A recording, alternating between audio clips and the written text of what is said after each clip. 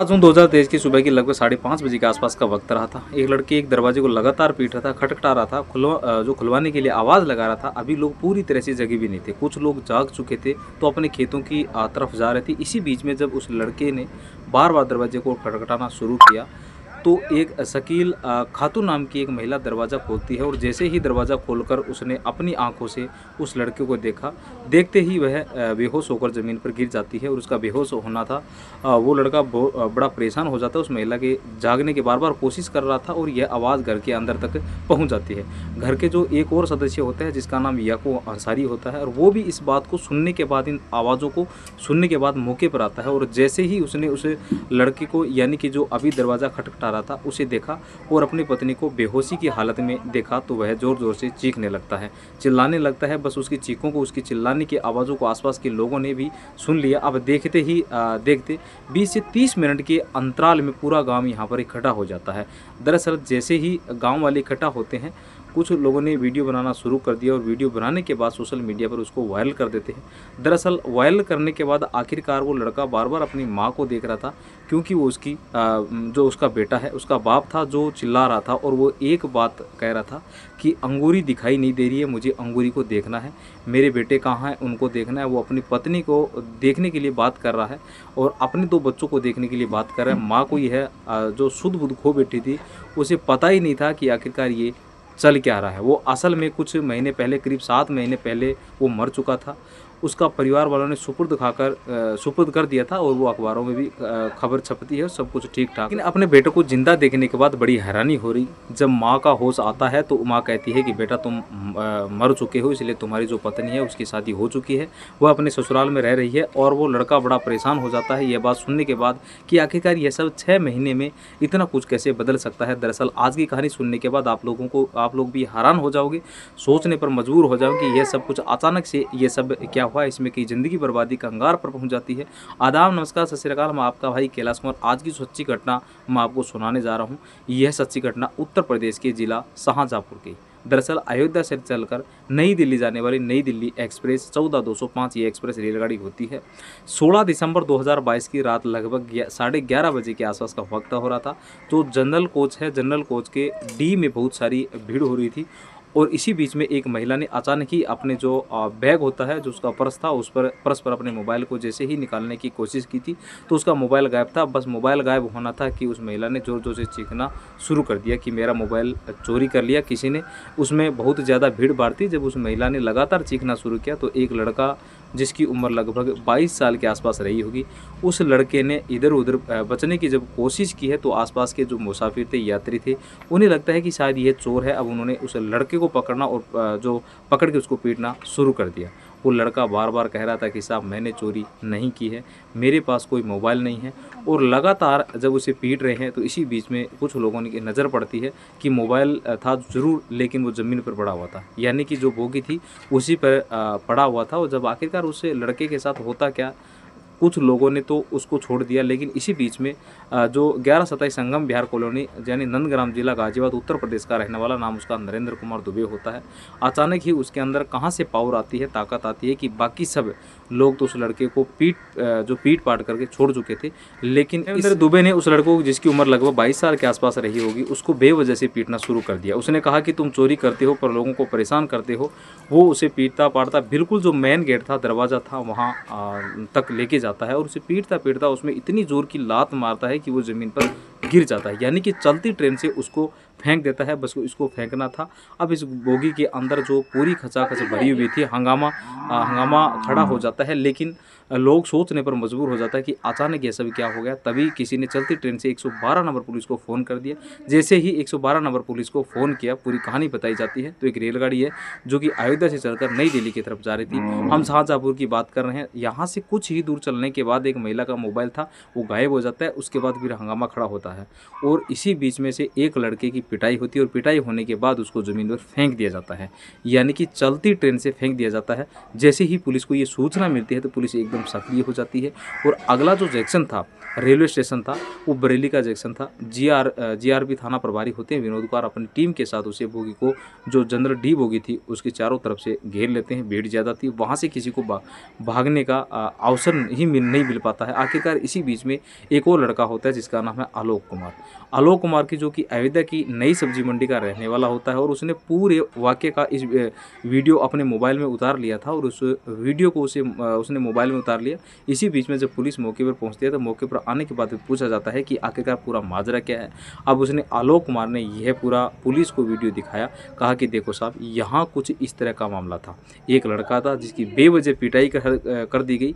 पिटाई करने के बाद इसको ट्रेन से धक्का दे दिया। अब यह बात सुनने के बाद जो जैक्सन बरेली का पुलिस टीम होती है उसने शाहजहाँपुर की पुलिस को फ़ोन किया और फ़ोन करने के बाद कहा कि यहाँ एक बोगी के अंदर कुछ इस तरह का हंगामा हुआ था। यहाँ देखिए क्या किसी को फेंके जाने की बात सच है कि नहीं है। अब इसके बाद फिर पुलिस ने यह पड़ताल करना शुरू कर दिया। पड़ताल करने के बाद पता चलता है कि शाहजहाँपुर का एक थाना लगता है तिलहर और तिलहर थाना क्षेत्र का एक गांव लगता है गुलच में। दरअसल जब पुलिस ने जांच पड़ताल करना शुरू किया है तो क्षत विक्षत हालत में वाकई एक शव मिलता है जो रेलवे ट्रैक के किनारे पड़ा हुआ था। अब पुलिस ने आईपीसी की धारा 302 के तहत मुकदमा दर्ज कर लिया। जिसने फेंका था उसका नाम नरेंद्र दुबे था, उसके खिलाफ मुकदमा दर्ज कर लिया जाता है और 17 दिसंबर 2022 को उसके जो गिरफ्तारी है करके जेल भेज दिया जाता है। ये जो वीडियो था वो सोशल मीडिया पर बहुत तेज़ी के साथ वायरल होना शुरू हो जाता है। दरअसल एक लड़के के साथ मारपीट होती है, चोरी का इल्ज़ाम लगाया जाता है और उसको गिरा दिया जाता है और उसकी जो लाश है वो शाहजहाँपुर के मोर्चरी में रखी हुई। बस ये सूचना थी और यह सूचना जब वायरल होती है तो वायरल होते होते बिहार प्रदेश का एक जिला मुजफ्फर लगता है और मुजफ्फर ज़िले का एक थाना लगता है तुर्की, और तुर्की थाना क्षेत्र का एक गांव लगता है खरोना तारसन। दरअसल यहाँ के रहने वाले 3 व्यक्ति होते हैं। एक का नाम याकूब अंसारी होता है, एक का नाम सोराब होता है और एक का नाम नसीर होता है। ये लोग वहाँ शाहजहाँपुर पहुँचते ही पुलिस के संपर्क करते हैं और संपर्क करने के बाद कहते हैं कि साहब, हमारा बेटा है जो कि लखनऊ के वापस दिल्ली की तरफ जा रहा था, ये हमारा बेटा है, हम उसे देखना चाहते हैं। हमने वीडियो में जो देखा है उस वीडियो से बिल्कुल साफ साफ लग रहा है, एक बार लाश दिखवा दीजिए। अब मोर्चरी में रखी हुई लाश देखी जाती है तो उसको 6 टुकड़े पड़े हुए थे। अब पुलिस वालों ने कहा कि जाकर देख सकते हो। उस लाश को देखने के बाद जो यह व्यक्ति है जिसका नाम याकूब अंसारी है वो फूट फूट को रोने लगता है, कहता है कि साहब ये तो मेरा ही बेटा है। दरअसल यह दिल्ली में यहाँ काम करने के लिए गया था और इस तरह से कोई बात हो गई हो, उन्होंने रोना धोना शुरू कर दिया। लेकिन उसके 6 टुकड़े थे। वो सोचते हैं कि आखिरकार हम इसको कैसे ले जाएंगे। परिवार के लोग जब इस लाश को देखते हैं तो उनका भी रो रो कर बुरा हाल हो जाएगा, इसलिए इसकी मिट्टी को हम खराब नहीं करना चाहते। यही शाहजहाँपुर में जो ईदगाह रोड पर एक छोटे खुतबे के पास एक कब्रिस्तान लगता है, वहाँ पर पुलिस रीति रिवाज के हिसाब से उस लाश को सुपुर्द खाकर दिया जाता है। उस लाश को सुपुर्द खाकर दिया जाता है तो आरोपी था उसको जेल भेजा जाता है। वक्त आगे बढ़ जाता है और वक्त आगे बढ़ने के बाद दरअसल जो उसकी मरने वाले की बीवी होती है ना, उसको जिसका अंगूरी होता है, 2 उसके बच्चे होते हैं। अब अंगूरी क्योंकि अपने पति के लिए उसे पूरी तरह से इम्तिहान हो जाता है क्योंकि उसका पति तो मर चुका है। आखिरकार उसने ये दूसरी शादी करने का फैसला ले लेती है और यहाँ से बिहार के ही एक वैशाली जिला लगता है वहाँ पर शादी कर लेती है। बच्चे शायद उसके पास है या नहीं है, इसके बारे में मैंने कोई पता करने की कोशिश नहीं की, लेकिन पता नहीं चल पाता। वक्त आगे चला जाता और यह तारीख थी 7 जून 2023। लगभग 7 महीने इस घटनाक्रम को हो चुके थे और अचानक से ही एक एताब अंसारी जब अपने घर के दरवाजों को पीट रहा था, उसकी माँ बेहोश हो जाती है। पिता की आश्चर्य हो जाता है कि जिसकी लाश वो अपने हाथों से दफना कर आया है, दरअसल वो जिंदा कैसे हो सकता है। देखते ही देखते पूरे गांव में खबर आग की तरफ फैल जाती है। लोग इसका वीडियो बनाते हैं, वीडियो बनाने के बाद सोशल मीडिया पर वायरल कर देते हैं। वायरल होते होते उत्तर प्रदेश के शाहजहाँपुर के उस थाने में पहुंच जाती है और जिस थाने को यह पूरा मैटर होता है, पुलिस आती है, उस लड़के को अपने हिरासत में लिया जाता है और हिरासत में लेने के बाद उससे पूछा जाता है कि जब तुम मर चुके थे तो जिंदा कैसे हुए। उसने कहा कि साहब मैं खाने कमाने के लिए यानी कि सिलाई कढ़ाई का काम करने के लिए दिल्ली चला गया था, लेकिन दिल्ली जब पहुंचा था तो मेरा वहाँ काम चल नहीं रहा था। मैं बहुत ज़्यादा परेशान हो जाता हूँ, इधर तो 2 मेरे बच्चे और बीवी, उसका खर्चा कैसे उठाऊँ, इसलिए मैंने सोचा कि कहीं और निकल जाता हूँ। वो खाने कमाने के लिए गुजरात चला जाता है और अगले 6 महीने तक पूरे परिवार से कोई कोई संपर्क नहीं करता है, क्योंकि उसका जो काम था वो अच्छे से चल नहीं रहा था। जितना कमाता था बस उतना ही अपना खाने के लिए ही कमाता था, अपने ही लिए खाता था। जब उसका काम चलना बिल्कुल पूरी तरह से बंद हो जाता है तब वो सब कुछ छोड़कर वापस अपने बिहार के मुजफ्फरपुर यानी तुकी थेना छात्र गाँव में पहुँच जाता है, जिसका नाम है खरोना तारसन।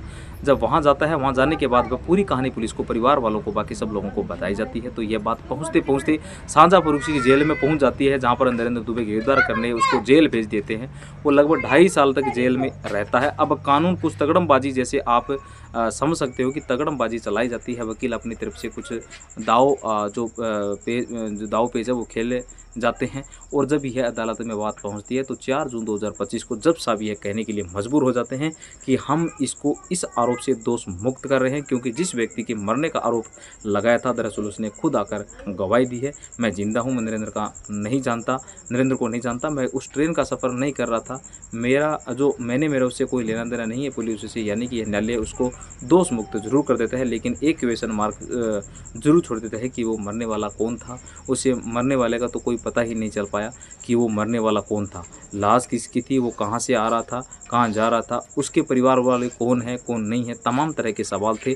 इन सवालों का जवाब मीडिया भी ढूंढता रहा, जितने लोग इस कहानी के बारे में जान रहे थे वह भी ढूंढते रहे, मैंने भी ढूंढने की कोशिश की, लेकिन उसका कहीं भी कोई पता नहीं चल पाया। यदि आप में से इस कहानी को इसको किसी परिवार में कोई ऐसा लड़का गायब हो और वह सुन रहा हो, क्योंकि अदालत ने भी यह कहा गया कि अगर परिवार ने आकर मुकदमा दर्ज कराया तो उस लड़के पर वैसे ही मुकदमा चलेगा हत्या का, जैसे चल रहा था। लेकिन अगर कोई मुकदमा दर्ज नहीं कराया तो हम उसे कैसे जो आरोप है सीधे उस पर करेंगे, क्या करेंगे, क्योंकि ये कानून है।